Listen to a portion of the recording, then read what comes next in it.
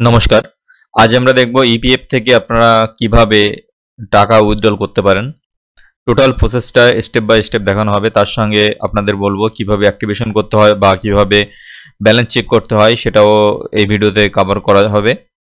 আপনারা ভিডিওটি প্রথম থেকে শেষ পর্যন্ত দেখবেন, তাহলেই সমস্ত বিষয়টা আপনাদের সামনে ক্লিয়ার হয়ে যাবে। সবার প্রথমে আমরা অফিসিয়াল ওয়েবসাইটে চলে আসবো। লিঙ্কটা আমি ডিসক্রিপশন বক্সে দিয়ে দেবো। আপনারা সরাসরি এই অফিসিয়াল ওয়েবসাইটে চলে আসতে পারবেন। যে কোনো সংস্থাতে কাজ করতে গেলে, বেসরকারি সংস্থাতে কাজ করতে গেলে কিন্তু ইপিএফ জন্য একটা টাকা কেটে নেয়। অনেক সময় অসময়ে অনেক এমপ্লয়ি কিন্তু এই টাকাটা তুলতে চায়। তো কিভাবে তুলবেন সেই প্রসেসটা আজকে দেখাবো। যারা গভর্নমেন্ট জব করে তারা জিপিএফ কাটে, গভর্নমেন্ট প্রভিডেন্ট ফান্ড, আর এটা হলো এমপ্লয়িজ প্রভিডেন্ট ফান্ড। তো সবার প্রথমে আপনাদের যে একটা ইউএ নাম্বার দেয়, সেই ইউএন নাম্বার দিয়ে আপনাকে কিন্তু লগ ইন করতে হবে এবং পাসওয়ার্ড, ইউএন নাম্বার এবং পাসওয়ার্ডটা দিতে হবে। দেওয়ার পর আপনি এখানে ক্যাপচার দেবেন, ক্যাপচার দিয়ে আপনি কিন্তু সাইন ইন করবেন।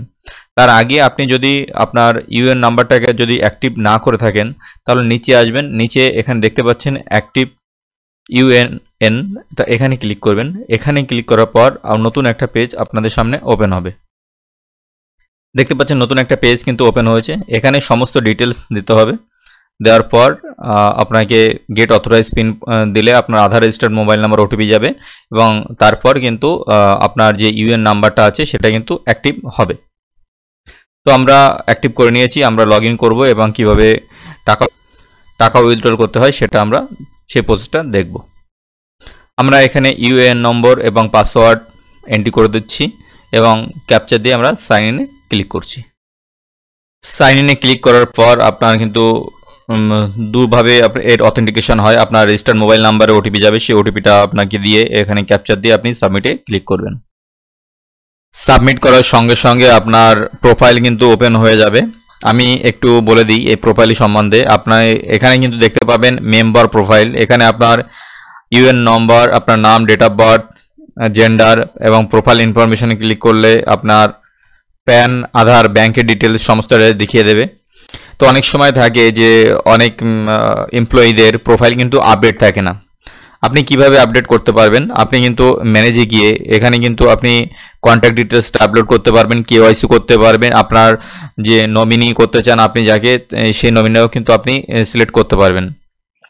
আপনি এখানে গিয়ে আপনার প্রোফাইল দেখতে পারেন, সমস্তটাই আপনার সার্ভিস হিস্ট্রি দেখতে পারেন এবং আপনার ইউএন কার্ড, যে এমপ্লয়ি কার্ড, সেটা কিন্তু আপনি ডাউনলোড করতে পারেন। আর এখানে পাসবুকে ক্লিক করলে আপনি দেখতে পারবেন আপনার কত টাকা কি জমেছে বা কত টাকা কি ডিপোজিট হয়েছে, সে সমস্তটাই কিন্তু আপনি এখানে দেখতে পাবেন।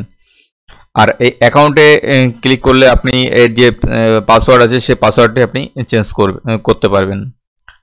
ভিডিওটি ভালো লাগলে অবশ্যই লাইক, শেয়ার অ্যান্ড সাবস্ক্রাইব করে দেবেন।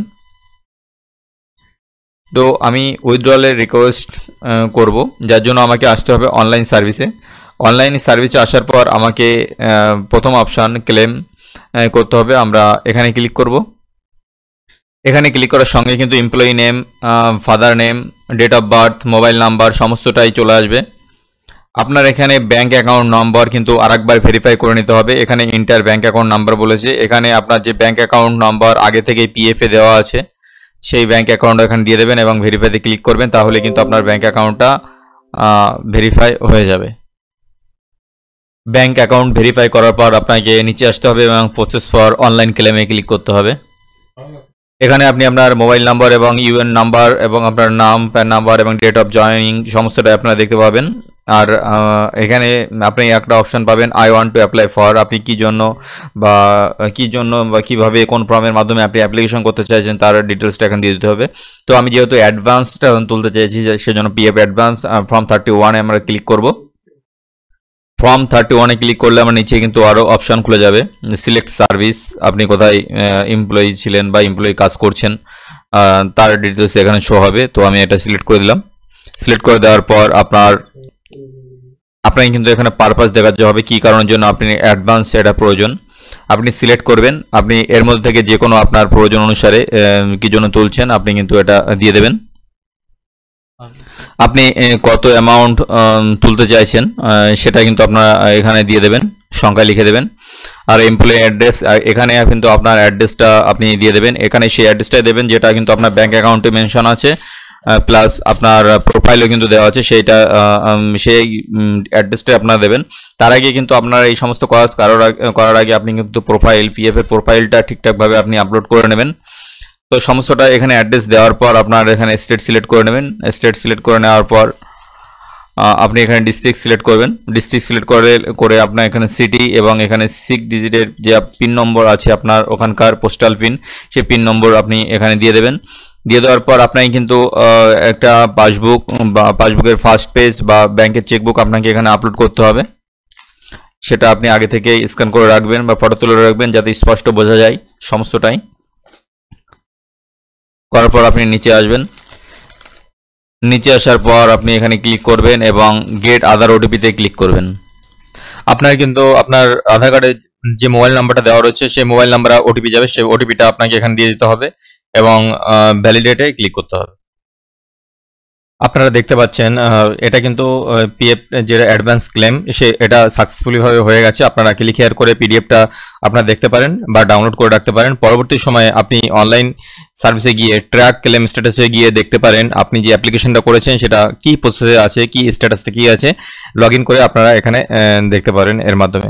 ভিডিওটি ভালো লাগলে অবশ্যই লাইক, শেয়ার এন্ড সাবস্ক্রাইব করবেন। এই বিষয়ে কোনো প্রশ্ন থাকলে অবশ্যই নিচে কমেন্ট বক্সে জানাবেন। ভালো থাকবেন, সুস্থ থাকবেন, ধন্যবাদ।